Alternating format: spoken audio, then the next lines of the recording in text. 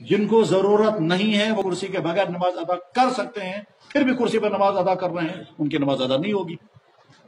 کرسی پر نماز پڑھنے والا اچھی طرح سے سمجھے، اس کا قیام مکمل نہیں ہوتا، اس کا رکوع مکمل نہیں ہوتا، اس کا سجدہ مکمل نہیں ہوتا۔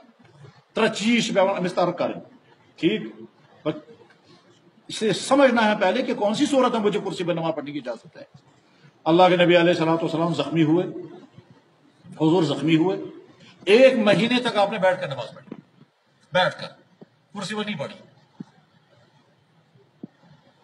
خلاصہ یہ ہے کہ جو آدمی کھڑے ہو کر بھی نماز نہیں پڑھ سکتا، زمین پر بیٹھ کر نماز نہیں پڑھ سکتا، زمین پر بیٹھ کر سجدہ نہیں کر سکتا، اس انسان کو کرسی پر بیٹھ کر نماز پڑھنے کی اجازت ہے۔ اس انسان کھڑا تے ہیکنے نماز پڑھے، اس انسان زمین پر بہت تے ہیکنے نماز پڑھے، اس انسان زمین پر بہت سجدے ہیکنے کرے، تم اس انسان سے اجازت ہے کہ کرسی پر نماز ادا کرے۔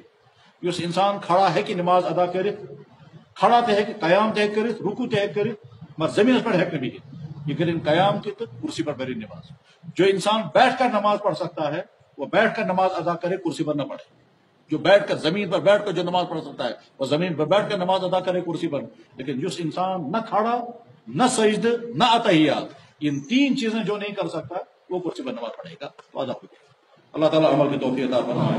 وآخر دعوانا الحمدللہ۔